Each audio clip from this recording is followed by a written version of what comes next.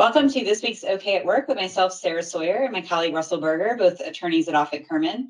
And today we are talking about our favorite topic, non-compete clauses, only we're talking about them specifically to Maryland. There is a new law that has gone into effect involving what types of employees can be subject to a non-compete in Maryland, and that will be taking effect October 1st. So what is that law, Russell, and what do we need to be thinking about?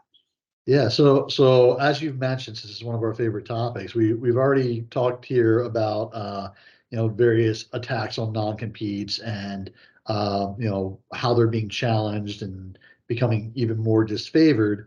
One thing that the state of Maryland did a couple of years ago is it enacted a law that put a salary or a compensation floor on the enforceability of non-competes. And basically what the law said is non-competes are void as against public policy if the employee that is being subjected to it earns less than $15 per hour or $31,200 annually.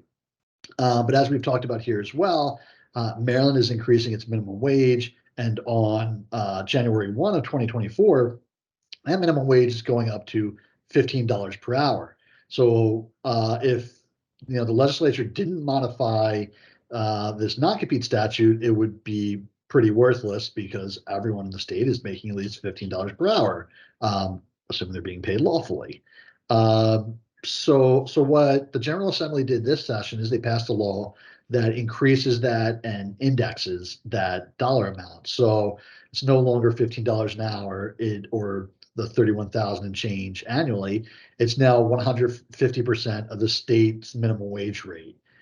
So for example, when that rate goes to $15 an hour, an employee that is making less than $22.50 an hour will not be permitted to be subjected to a non-compete provision.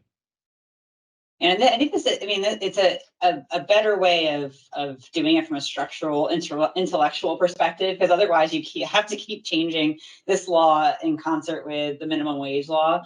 So it kind of just would become kind of silly after a while, just having to keep changing that one. So I do think from a structural perspective, it makes sense. But now that the minimum wage is going up, and I think this is going to, a lot more employees are going to fall into this category of being prohibited from being subject to a non-compete. So it will make a difference for a lot of employers in the state, given the increase.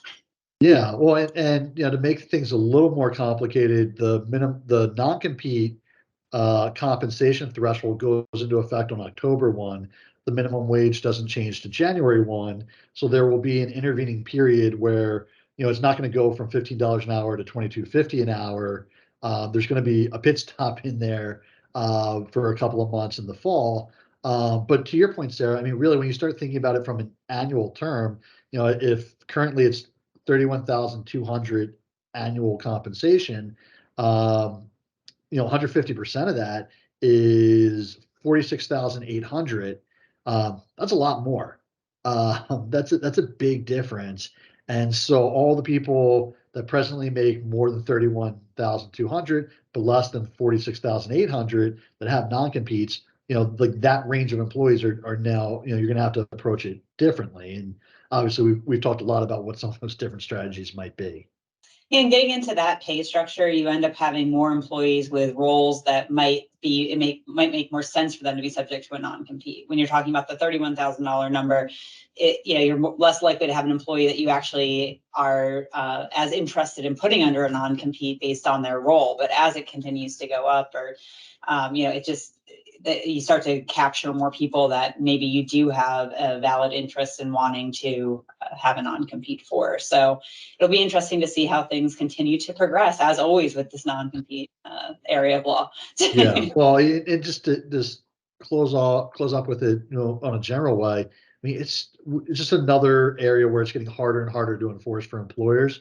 So, as we've said, I think a prudent employer is going to look at other strategies and other options, and even if they have a non-compete, take a belt and suspenders approach to it. Yeah, certainly. Well, thanks, Russell, and see you next time. Thanks, Sarah.